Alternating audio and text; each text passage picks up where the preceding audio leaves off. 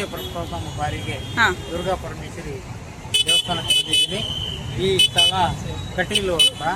ಕಟೀಲು ದುರ್ಗಾ ಪರಮೇಶ್ವರಿ ದೇವಸ್ಥಾನ ನೋಡೋಕ್ಕೆ ಭಾಳ ಅದ್ಭುತವಾಗಿದೆ. ಇದು ಒಳಗಡೆ ಏನೆಲ್ಲ ಇದೆ, ಹೇಗಿದೆ ಅನ್ನೋದನ್ನು ನಿಮಗೆ ತೋರಿಸ್ತೀನಿ, ಬನ್ನಿ.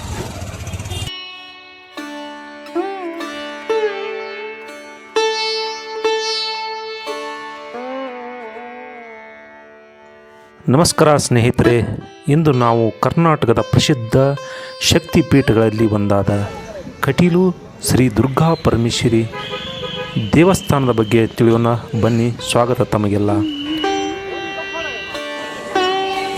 ದಕ್ಷಿಣ ಕನ್ನಡ ಜಿಲ್ಲೆ ಕಟೀಲೆ ಎಂಬ ಗ್ರಾಮದಲ್ಲಿ ನಂದಿನಿ ನದಿಯ ಮಧ್ಯಭಾಗದಲ್ಲಿರುವ ಈ ಪವಿತ್ರ ದೇವಸ್ಥಾನ ಸಾವಿರಾರು ಭಕ್ತರ ಆರಾಧ್ಯ ಕ್ಷೇತ್ರವಾಗಿದೆ. ಕಟೀಲು ಅಂದರೆ ನದಿಯ ಮಧ್ಯಭಾಗ, ಸೆಂಟ್ರ್ ಭಾಗ.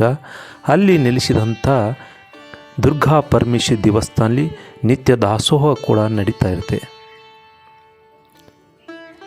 ಒಂದು ಕಡೆ ಪುರಾಣ ಪ್ರಕಾರ, ಐತಿಹ್ಯ ಪ್ರಕಾರ, ದಂತಕಥೆಗಳ ಪ್ರಕಾರ ಅರುಣಾಸುರನ ಎಂಬ ರಾಕ್ಷಸನ ಸಂಹಾರಕ್ಕಾಗಿ ದೇವಿ ದುರ್ಗಾ ಪರಮೇಶ್ವರಿಯ ಉಗ್ರ ರೂಪ ತಾಳಿ ಭಕ್ತರನ್ನು ರಕ್ಷಣೆ ಮಾಡಿದೆಂದು ನಂಬಲಾಗಿದೆ. ಇದು ವಿಶಿಷ್ಟ ವಾಸ್ತುಶಿಲ್ಪ, ಧಾರ್ಮಿಕ ಆಚರಣೆಗಳಲ್ಲಿ ಒಂದಾದಂಥ ಯಕ್ಷಗಾನದ ಮೇಳಗಳಿಗೆ ಇಲ್ಲಿ ಉನ್ನತ ಸ್ಥಾನಮಾನವನ್ನು ನೀಡಿದಂಥ ಕ್ಷೇತ್ರ ಇದೇ ಕಟೀಲ ದುರ್ಗಾ ಪರಮೇಶ್ವರಿ ದೇವಸ್ಥಾನ.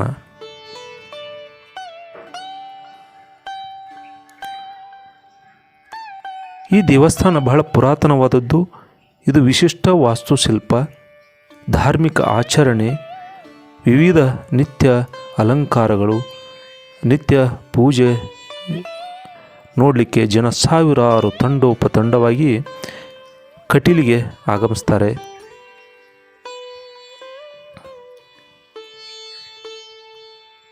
ಇದೇ ನೀವು ನೋಡುತ್ತಾ ಇರೋದು ನಂದಿನಿ ಎಂಬ ವಿಶೇಷ ನದಿ. ಯಾರಿಗೂ ಗೊತ್ತಿಲ್ಲ, ನಂದಿನಿ ಎಂಬ ನದಿಯು ಹರಿತಾ ಇದ್ದಾಳೆ ಅಂತೆ.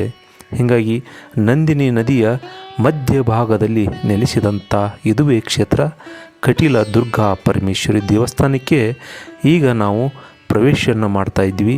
ಬನ್ನಿ ಸ್ನೇಹಿತರೆ, ಆತ್ಮೀಯರೇ, ಇದು ನನ್ನ ಪ್ರಥಮ ವಿಡಿಯೋ ಆಗಿದ್ದು,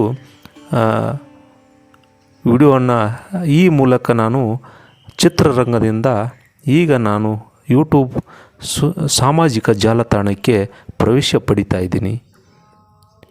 ಮೊದಲ ವಿಡಿಯೋಗಳು ಸ್ವಲ್ಪ